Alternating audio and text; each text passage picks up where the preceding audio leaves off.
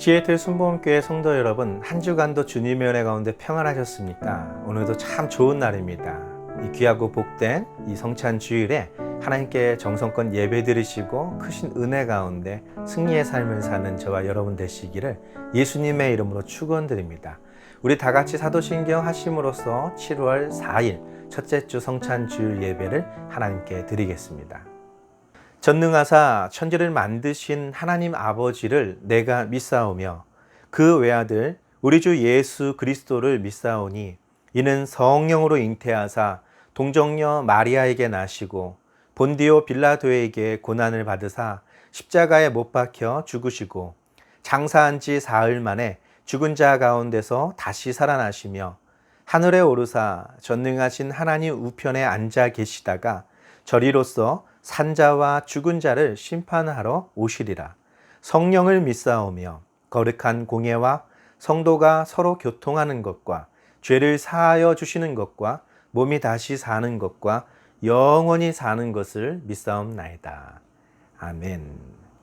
오늘 은혜 받으실 하나님의 말씀은 예레미야 29장 10절에서 14절 말씀입니다. 예레미야 29장 10절에서 14절 말씀을 다 같이 봉독하시겠습니다. 여호와께서 이와 같이 말씀하시니라. 바벨론에서 70년이 차면 내가 너희를 돌보고 나의 선한 말을 너희에게 성취하여 너희를 이곳으로 돌아오게 하리라. 여호와의 말씀이니라. 너희를 향한 나의 생각을 내가 아나니 평안이요 재앙이 아니니라. 너희에게 미래와 희망을 주는 것이니라. 너희가 내게 부르짖으며 내게 와서 기도하면 내가 너희들의 기도를 들을 것이요 너희가 온 마음으로 나를 구하면 나를 찾을 것이요 나를 만나리라. 이것은 여호와의 말씀이니라. 나는 너희들을 만날 것이며 너희를 포로된 중에서 다시 돌아오게 하되 내가 쫓아보내었던 나라들과 모든 곳에서 모아 사로잡혀 떠났던 그곳으로 돌아오게 하리라. 이것은 여호와의 말씀이니라. 아멘. 함께 봉독한 말씀을 가지고 너희를 향한 나의 생각이라는 제목으로 은혜 나누겠습니다.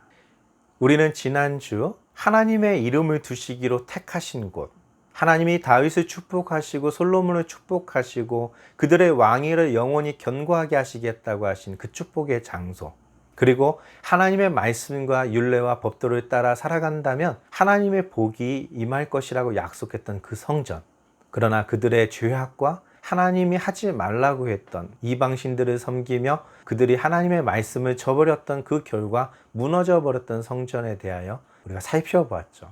바로 예수 그리스도께서 이 땅에 오셨지만 그는 영광을 받기 위해서 오신 것이 아니라 죽임을 당하기 위하여 오셨던 것과 마찬가지인 것입니다. 성전 파괴는 하나님이 원하신 것은 아니었지만 인간들의 속성과 인간들의 태도에 의하여 불가피한 것이었던 것이죠. 그런 인간들을 향한 하나님의 계획을 오늘 본문 말씀을 통해서 하나님은 다시 선포하고 계십니다. 예레미야 2장 13절 말씀에 이렇게 기록하고 있습니다. 내 백성이 두 가지 악을 행하였나니 곧 그들이 생수의 근원되는 나를 버린 것과 스스로 웅덩이를 판 것인데 그것은 그 물을 가두지 못할 터진 웅덩이들이니라. 아멘. 하나님께서는 자신의 택한 이스라엘 백성들로 하여금 멸망당하지 않을 길을 제시해 주셨습니다. 그럼에도 불구하고 그들은 스스로 악한 길을 선택했던 것이죠. 두 가지 죄를 하나님께 범했던 것입니다. 바로 그들을 애굽에서 건져주셨던 하나님, 그의 조상들에게 약속하신 가나안 땅을 그들에게 주셨던 그 신실하신 하나님을 버리고 그 생수의 근원이신 하나님을 버리고 그들이 다른 웅덩이를 팠다라는 것이죠. 풍요를 상징하는 바알과 다산을 상징하는 아세라라는 이방 신들을 섬기면서 한쪽으로는 하나님을 섬기는 백성처럼 또 한쪽으로는 이방인들과 다를 바가 없는 그런 삶을 살고 있었던 것이죠. 결국 그로 말미암아 그 거룩한 성 예루살렘은 무너져 내렸고 하나님의 백성은 그 땅에서 뽑히게 된 것입니다. 포로로 끌려가게 된 것이죠. 예레미야 25장 1절에서 7절 말씀은 이렇게 기록하고 있습니다. 유다 왕 요시아의 아들 여호야김 넷째 해 곧 바벨론의 왕 느부갓네살 원년에 유다의 모든 백성에 관한 말씀이 예레미야에게 임하니라.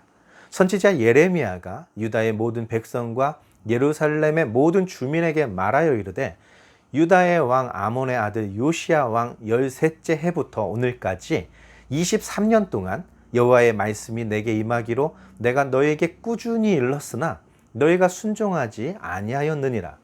그러므로 여호와께서 그의 모든 종 선지자를 너희에게 끊임없이 보내셨으나 너희가 순종하지 아니하였으며 귀를 기울여 듣지도 아니하였도다. 그가 이르시기를 너희는 각자의 악한 길과 악행을 버리고 돌아오라. 그리하면 나 여호와가 너희와 너희 조상들에게 영원부터 영원까지 준 그 땅에 살리라. 너희는 다른 신을 따라다니며 섬기거나 경배하지 말며 너희 손으로 만든 것으로서 나의 노여움을 일으키지 말라. 그리하면 내가 너희를 해하지 아니하리라 하였으나 너희가 내 말을 순종하지 아니하고 너희 손으로 만든 것으로서 나의 노여움을 일으켜 스스로 해하였느니라. 여호와의 말씀이니라. 아멘. 여기 보면 두 왕이 등장합니다. 요시야라는 왕과 여호야김이라는 왕이죠. 요시야 왕은 우리가 잘 알다시피 하나님의 율법대로 섬기며 하나님의 말씀대로 살았던 왕입니다. 그러나 그의 아들들, 그의 손주는 그렇지 않았습니다. 그런데 한 가지 놀라운 사실이 있습니다. 지금 예레미야를 통해서 하나님의 말씀하신 이스라엘의 멸망과 예루살렘의 파괴에 대한 예언이 요시야 왕 13년째 되던 해부터 23년 동안 예레미야에게 임하였다라고 말하고 있죠. 요시야 왕 13년은 어떤 해이냐면 그가 하나님의 성전을 정결하게 하고 모든 일을 마친 것이 12째 해였습니다. 사무엘 이후로부터 그렇게까지 유월절 하나님께 희생제물을 드린 왕이 없었을 정도로 아주 성대한 제사도 있었습니다. 마치 솔로몬 성전 낙성식과 같은 모습이 재현되고 있었던 것이죠. 그렇게 온 나라, 온 백성, 온 이스라엘이 하나님께로 돌아오는 듯 하였습니다. 외형적으로는 마치 하나님을 잘 섬기는 나라로 변화된 것처럼 보여졌었습니다. 그러나 그때부터 23년이 넘도록 하나님께서는 계속 경고의 말씀을 하셨던 것이죠. 돌이키라는 것입니다. 형식적인 것에서 돌이키고 내 마음에서부터 하나님을 찾으라는 것이죠. 이방 신들을 섬기지 말아라. 그들을 따르지 말고 그들에게 경배도 하지 말아라. 하나님의 말씀대로 살아라. 그러면 내가 너에게 그리고 너희 조상들에게 약속했던 그 땅에서 영원부터 영원토록 살게 할 것이다. 그리고 너희들의 기도를 내가 들어줄 것이고 너희와 함께 할 거야 라고 말씀하셨지만 결국 그들은 다른 웅덩이를 판 것처럼 하나님의 명령에 귀 기울이지 않았습니다. 예레미야 선지자뿐만 아니라 많은 선지자들을 그들에게 보내셔서 끊임없이 하나님은 말씀하셨지만 결국 그들은 듣지 않았고 귀를 기울이지 않았고 하나님이 싫어하시는 그들의 손으로 깎아 만든 그 우상을 섬기면서 그들은 겉으로는 하나님의 백성 같아 보이지만 속으로는 완전히 썩어버린 회칠한 무덤과 같은 그런 존재로 전락하고 말았던 것이죠. 결국 그들의 멸망, 예루살렘의 멸망은 하나님이 원치 않으셨지만 예견된 것이었습니다.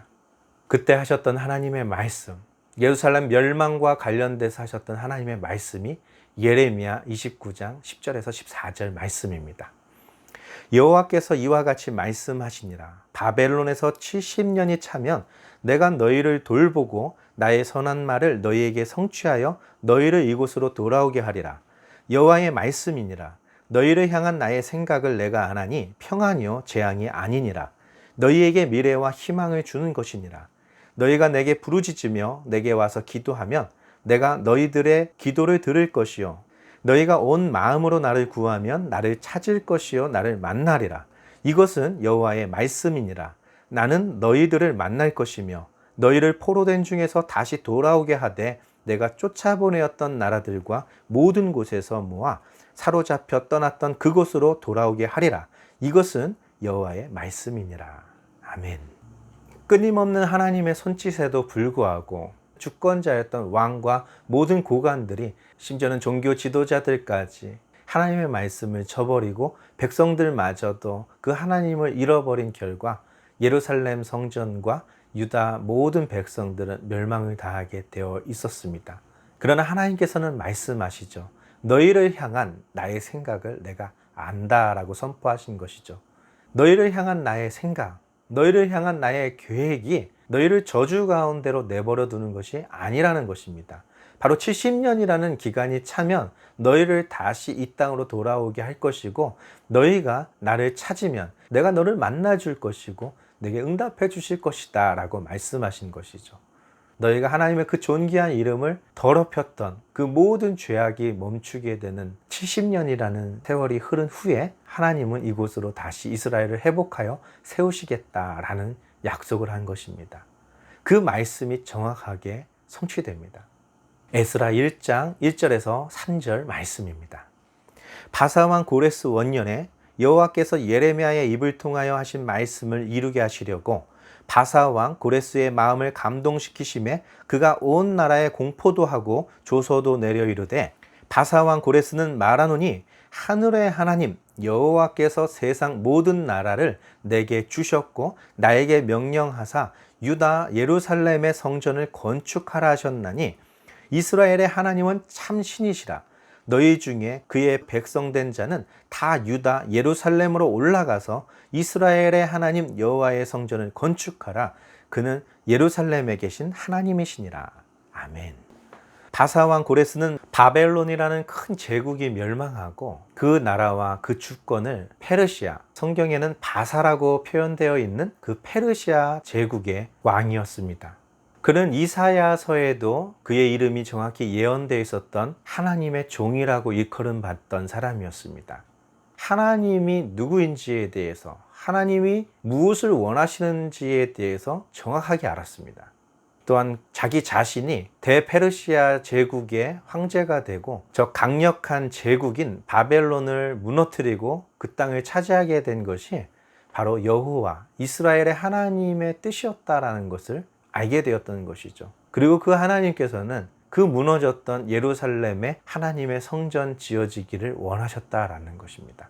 그래서 그는 조서를 내리고 공포하여 이르기를, 이스라엘의 모든 사람들, 그들은 그들의 땅으로 돌아가서 하나님의 성전을 예루살렘에 지으라는 것입니다. 왜냐하면 그 하나님은 예루살렘에 거하시는 하나님이시라는 것을 알았기 때문입니다. 보통 자신을 세상을 다스리는 주권자로 세우신 하나님을 깨달았다면 자신이 살고 있는 왕궁에 신전을 지었을 것입니다. 자신이 다스리는 나라의 가장 중심부에 그 신전을 세웠겠죠. 그런데 고레스는 그렇게 하지 않았습니다. 이유가 있다면 하나님의 명령이었기 때문인 것입니다. 그때가 정확히 예루살렘 성전이 무너진 지 70년이 되는 해였던 것이죠. 예레미야에게 약속했던 언약이 정확하게 성취된 것입니다. 너희를 향한 하나님의 생각, 재앙이 아니고 미래 그리고 희망을 주는 것임을 에스라에 기록된 고레스의 고백을 통해서 확증하셨던 것입니다. 에스라 3장 1절에서 2절 말씀은 이렇게 기록하고 있습니다. 이스라엘 자손이 각자의 성읍에 살았더니 일곱째 달에 이르러 일제히 예루살렘에 모인지라. 요시닥의 아들 예슈아와 그의 형제 제사장들과 스와이디엘의 아들 수룹바벨과 그의 형제들이 다 일어나 이스라엘 하나님의 제단을 만들고 하나님의 사람 모세의 율법에 기록한 대로 번제를 그 위에서 드리려 할세. 아멘. 페르시아의 왕 고레스의 명령이 있을 때에 흩어져 살고 있었던 많은 유대인들이 일제히 예루살렘 성전으로 모였다는 것입니다. 그때가 언제인가 라고 말했을 때 일곱째 달이라고 말하고 있죠. 일곱째 달은 예루살렘에 솔로몬 성전이 완공되었던 시간입니다. 그리고 모세를 통해서 초막절 절기를 지키게 했던 그 시즌이죠. 그때 일제히 이스라엘 백성들이 마치 추수된 알곡과 같이 예루살렘 성전터에 모여들었다라는 것입니다.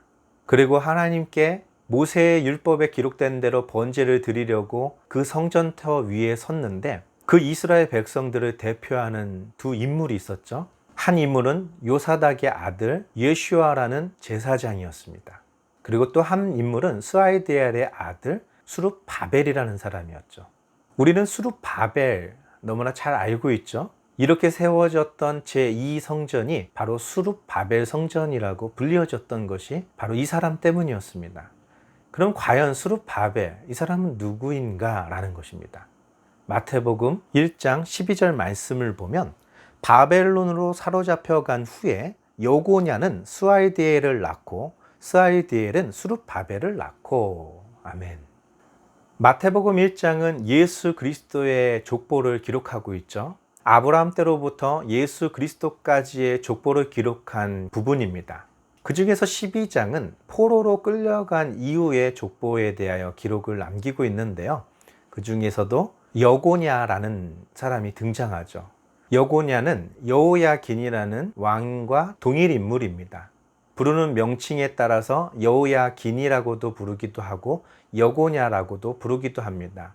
마태복음에서는 여고냐라고 기록하고 있는데, 바로 이 왕이 포로로 끌려갔을 때 많은 기술자들과 많은 고관들과 함께 예루살렘 성전에 있는 모든 기물들과 함께 포로로 끌려갔던 그 왕입니다. 여호야긴, 여고냐라고 부르는 이 왕 때 그렇게 끌려간 것이었죠. 그렇게 포로로 끌려갔던 여고냐, 여호야긴은 스알디엘이라는 아들을 낳았고, 그 스알디엘은 수룹바벨이라는 아들을 얻게 되었습니다. 다시 말해서 수룹바벨은 다윗의 직계 혈통이고 아브라함의 자손이었다라는 것이죠. 그래서 제2성전을 가리켜서 수룹바벨 성전이라고 불렀던 것입니다. 그가 직접 만들기도 했지만 예루살렘에 솔로몬에 의하여 세워졌던 그 성전을 솔로몬 성전이라고 불렀다면, 수룹바벨에 의해서 지어진 그 성전을 수룹바벨 성전이라고 불렀던 것이죠. 첫 번째 솔로몬 성전에서와 마찬가지로 제2성전인 수룹바벨 성전 역시도 하나님이 정하신 때, 이사야 선지자의 예언되어 있었던 고레스 왕 때의 그 원년에 하나님이 정하신 장소인 예루살렘에 정확하게 성전이 세워집니다. 그리고 그 성전에 쓰여질 모든 기물들은 바벨론의 포로로 끌려갔을 때 그 하나님의 성전에서 약탈했던 것, 그들의 신전의 보물창고에 있었던 것들을 고레스 왕에 의하여 그대로 예루살렘으로 가지고 오게 되었던 것이죠. 하나님이 정하신 때, 하나님이 정하신 장소에 하나님이 택한 사람으로 하여금 하나님이 설계한 대로 하나님이 정해 놓으신 재료들로 그곳에 놓여 있었다라는 것입니다. 그런데 성경은 또 아주 놀라운 사건들을 기록하고 있습니다. 열왕기하 25장 27절부터 30절 말씀입니다.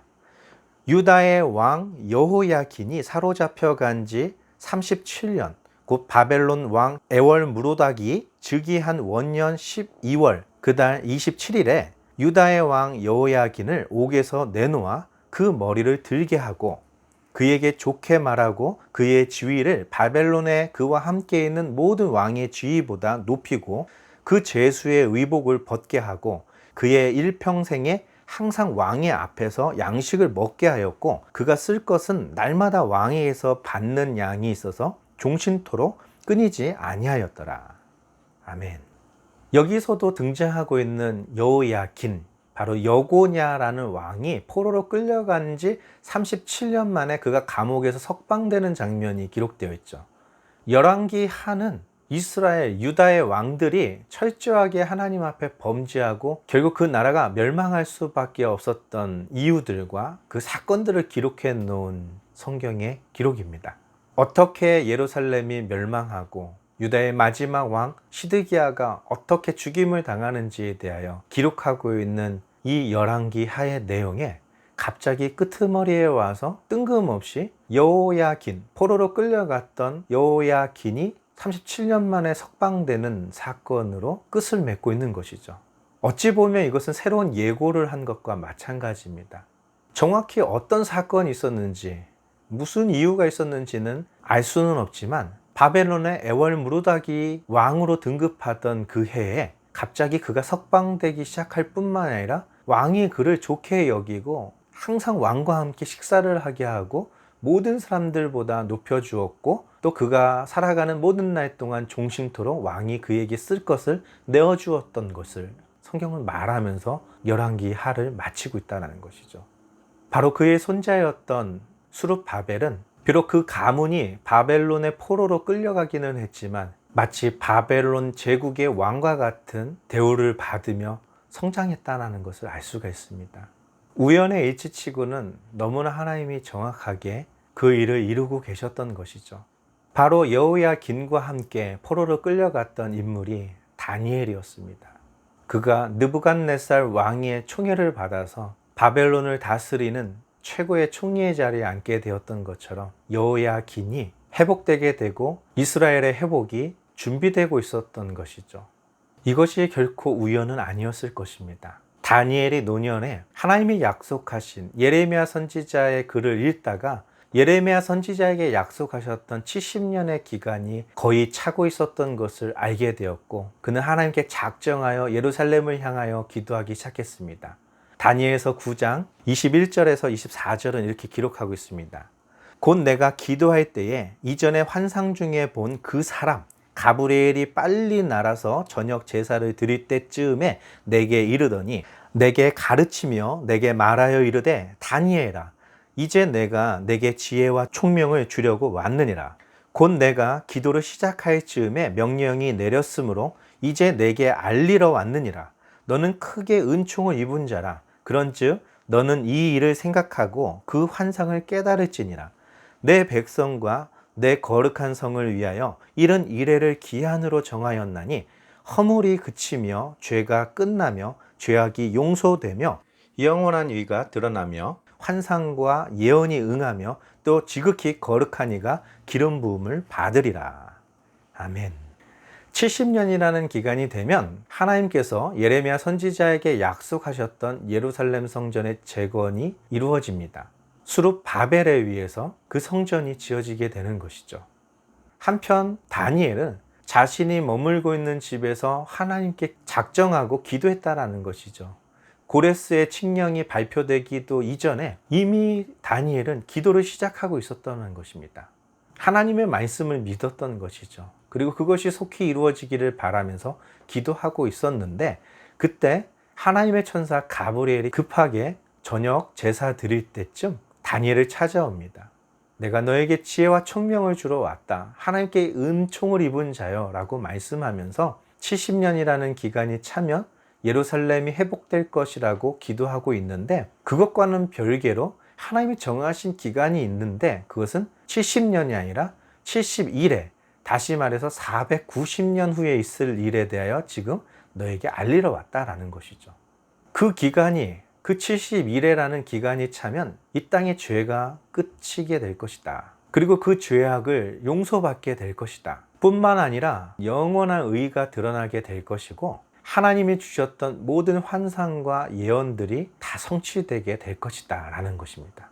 그리고 가장 중요한 것은 지극히 거룩하신 이가 기름 부음을 받게 될 것이다 라는 것이죠. 이 지극히 거룩하신 기름 부으신 자 누구일까요? 71회 490년 후에 이 땅에서 죄를 멈추시고 모든 죄를 사하시고 영원한 의를 드러내셨으며 하나님의 환상과 예언을 모두 다 성취하셨던 분 누구이십니까? 바로 우리가 믿는 예수 그리스도이신 것입니다. 그가 이 땅에 오셨고 인간들의 모든 죄악과 하나님을 떠난 모든 백성들, 우상을 섬겼던 모든 자들을 위해서 예수 그리스도께서는 하나님의 말씀대로 살지 못하고 죄에 허덕이고 있는 수많은 사람들을 건지기 위해서 그의 몸을 무너진 성전과 같이 하나님께 드렸던 것이죠. 마태복음 1장 21절은 이렇게 기록하고 있습니다. 아들을 낳으리니 이름을 예수라 하라. 이는 그가 자기 백성을 그들의 죄에서 구원할 자이심이라 하니라. 아멘. 바로 예수 그리스도의 탄생은 솔로몬 성전이 세워졌던 그 순간과도 같습니다. 예수 그리스도의 탄생은 바로 수룹 바벨 성전이 70년 만에 다시 그 자리에 세워진 것과도 같은 것입니다. 모든 예언의 성취인 것입니다. 오시겠다 약속했던 메시아가 이 땅에 인간의 몸으로 오셨던 것이 예수 그리스도의 탄생이었습니다. 솔로몬 성전의 목적이 무엇이었습니까? 수룹 바벨 성전의 목적이 무엇이었습니까? 하나님이 그곳에서 너의 기도를 들으시겠다고 하신 것이었습니다. 그곳에서 하는 모든 기도를 응답하시고 너의 죄를 사하고 너의 땅을 고쳐주겠다고 하신 약속이 있었던 장소였던 것이죠. 바로 예수 그리스도가 이 땅에 오신 것은 잃어버린 하나님을 만날 수 있고 잃어버린 하나님의 음성을 들을 수 있으며 그가 모든 죄인들의 죄를 사하시고 병을 고치시고 귀신을 쫓아내시고 하나님의 천국 복음을 말씀하셨던 것처럼 예수 그리스도 하나님의 성전과 함께하는 모든 자에게 하나님의 약속된 은총이 있었던 것이죠. 너희가 찾으면 만날 것이다 라는 것이죠.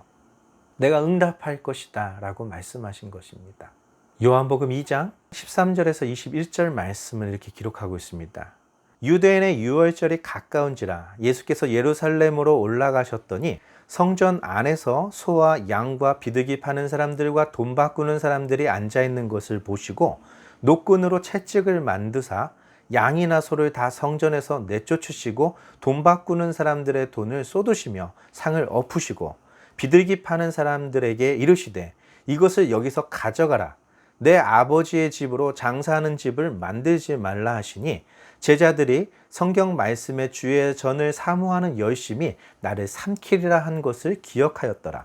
이에 유대인들이 대답하여 예수께 말하기를 내가 이런 일을 행하니 무슨 표적을 우리에게 보이겠느냐? 예수께서 대답하여 이르시되 너희가 이 성전을 헐라 내가 사흘 동안에 일으키리라. 유대인들이 이르되 이 성전은 46년 동안 지었거늘 내가 3일 동안에 일으키겠느냐 하더라. 그러나 예수는 성전된 자기 육체를 가리켜 말씀하신 것이라. 아멘. 그때가 유대인의 명절인 유월절이었다고 말합니다. 바로 하나님의 백성을 출애굽시켰던 강한 민족의 손에서 건져주시고 그의 조상들에게 약속하신 땅으로 인도하시기 시작하셨던 그때에 예수님께서는 성전에서 소와 양과 비둘기 파는 사람들, 돈 바꾸는 사람들의 모든 것들을 정결케 하셨던 사건이죠.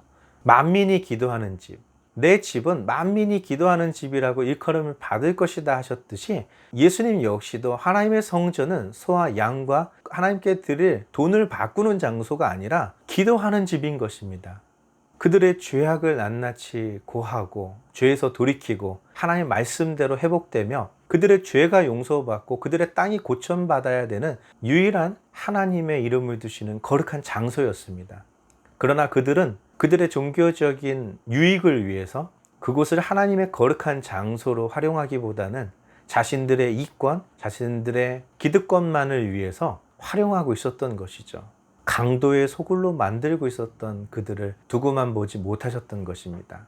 사무엘 선지자가 사울 왕에게 말했던 것처럼 하나님께서 수양의 기름보다 번제보다 하나님의 말씀에 순종하는 것을 원하지 않겠습니까? 라고 물었던 것처럼 예수님께서는 그들에게 엄하게 경고하셨던 것입니다. 하나님의 성전을 욕보이지 못하도록 그 존귀하고 거룩한 곳, 하나님의 이름을 두신 곳을 정결하게 하셨던 사건입니다. 이에 분노를 느꼈던 유대인들은 예수님께 묻습니다. 네가 무슨 권세로 이런 일들을 행하는가? 도대체 이것을 행함으로써 네가 어떤 표적을 우리에게 보이려는가? 라는 질문을 합니다. 이 말뜻은 지금 네가 하고 있는 이 행동이 하나님으로부터 온 행동인지를 증명하라는 것입니다. 예수님께서는 그것을 증명하겠다 말씀하시며 성전을 헐라 내가 사흘 만에 다시 세우리라 말씀하신 것이죠. 유대인들은 비웃습니다. 46년 동안 지었던 이 헤롯 성전을 내가 단 3일 만에 짓겠다고? 그러나 그들이 보는 눈 앞에서 예수 그리스도는 죽은 지 3일 만에 부활하셨습니다. 그리고 가브리엘 천사가 말한 것처럼 지극히 거룩하신 이가 기름 부으심을 받고 하나님의 예언과 모든 환상이 성취되며 모든 죄가 사함받고 그 십자가의 대속의 은혜와 부활의 승리를 우리에게 안겨주셨던 것입니다. 이제 말씀을 정리하고 마치겠습니다. 우리가 여러 주에 걸쳐서 하나님이 택하신 곳, 하나님이 택한 때에 하나님이 택한 자로 하여금 하나님의 성전을 만드시고 그것은 인간의 의미로 만드는 것이 아니라 하나님의 말씀대로 하나님이 정하신 대로 정확하게 만들어야만 됐던 것이었죠. 바로 그것이 예수 그리스도이십니다. 하나님의 아들이었습니다. 하나님의 방법은 처녀의 몸에서 잉태하는 독생자 예수 그리스도였다라는 것이죠. 그리고 그는 유력한 왕궁의 사람, 귀족의 가문이 아닌 베들레헴에서 작은 유대인, 다시 말해서 아브라함과 다윗의 혈통에서 예수 그리스도가 태어나게 된 것입니다. 선지자로 예언하신 대로 이스라엘의 다스릴 자가 베들레헴으로 오신다라는 것처럼 예수님은 그렇게 오셨던 것입니다. 그리고 그는 예언된 대로 모든 질고를 지고 하나님의 어린 양이 되어서 죽임을 당하셨던 것입니다. 그가 찔림은 우리의 죄악 때문이었고 그가 상함은 우리의 허물 때문이었습니다. 그가 징계를 받음으로 우리가 평안을 누리고 그가 채찍에 맞음으로 우리가 나음을 입었던 것입니다. 많은 사람들은 그가 저주를 받아 하나님께 매를 맞는다 생각했지만 그러나 하나님께서는 우리 모두의 죄악을 그에게 담당시켰던 것이죠. 바로 예수 그리스도는 거룩한 성전으로 세워졌고 성전이 모두 무너졌던 것처럼 마찬가지로 예수님은 우리의 모든 죄 때문에 그 성전이 무너지게 될 것이었습니다. 그리고 그 성전 대신 예수님께서 새 언약으로 모든 것을 이루고 죄의 모든 문제를 해결하신 후 세웠던 새로운 성전이 있었는데 오순절날 마가 다락방에 성령이 임했던 바로 교회라는 것입니다. 바로 저와 여러분 한 사람 한 사람이 교회고 우리가 모여서 함께하는 이 기도하는 곳이 교회이며 우리가 하나님의 말씀을 증거하는 그 모든 곳이 교회인 것입니다. 바로 여러분들은 하나님의 교회로서 거룩하고 정결하게 하나님의 말씀에서 떠나지 말고 다른 어떤 것들과 하나님을 바꾸지 않는 그러한 삶을 살아가시기를 예수님의 이름으로 축원드립니다. 다 같이 기도하겠습니다. 살아서 역사하시는 좋으신 아버지 하나님 감사와 찬양을 드립니다. 우리 성전 되시며 우리를 위해서 죽으시고 몸찢어 피 흘려 죽으셨지만 그러나 우리를 위하여 다시 사신 예수님, 우리로 하여금 하나님의 교회를 세우시고 하나님의 거룩한 자로 세우시고 하나님의 말씀에서 좌로나 우로나 치우치지 아니하고 그 말씀대로 살아가게 하신 예수님, 오늘 그 예수님 안에서 참된 기쁨과 평안을 누리게 도와주시고 이 복음을 땅끝까지 증거하게 도와주옵소서. 예수님의 이름으로 감사하며 기도드리옵나이다. 아멘. 우리 다 같이 주기도문 하심으로써 7월 4일 첫째 주 주일 예배를 모두 마치도록 하겠습니다. 하늘에 계신 우리 아버지여, 이름이 거룩히 여김을 받으시오며 나라가 임하시오며 뜻이 하늘에서 이루어진 것 같이 땅에서도 이루어지리이다. 오늘 우리에게 일용할 양식을 주시옵고 우리가 우리에게 죄 지은 자를 사하여 준 것 같이 우리 죄를 사하여 주시옵고 우리를 시험에 들게 하지 마시옵고 다만 악에서 구하시옵소서. 나라와 권세와 영광이 아버지께 영원히 있사옵나이다. 아멘. 하나님이 사람을 만드시고 사람과 함께 하셨습니다. 그들에게 복 주시며 그들에게 하나님의 것을 맡기셨습니다. 비록 그들이 타락하여 하나님 앞에 저주를 받고 그들이 하나님을 떠난 자가 되었지만 하나님께서는 그들을 끊임없이 찾아오셨고 그들에게 손을 내미셨고 그들에게 구원을 베푸셨습니다. 아담에게 그리고 아브라함의 자손들에게 하나님이 그 거룩한 일을 맡기셨지만 하나님은 이미 알고 계셨습니다. 그들이 그것을 온전히 이루지 못할 것을 아셨기에 하나님께서는 하나님 자신이 그 모든 것을 해결하기로 작정하셨던 것이죠. 그 하나님께서 우리에게 약속하신 것이 있었습니다. 이제 다시 오신다고 하셨고 하나님이 거하시는 그곳에서 우리와 함께 영원히 거하시겠다 약속하셨습니다. 그 기간 동안에 우리에게 분부하신 것은 서로 사랑하라 라는 말씀이었던 것이죠.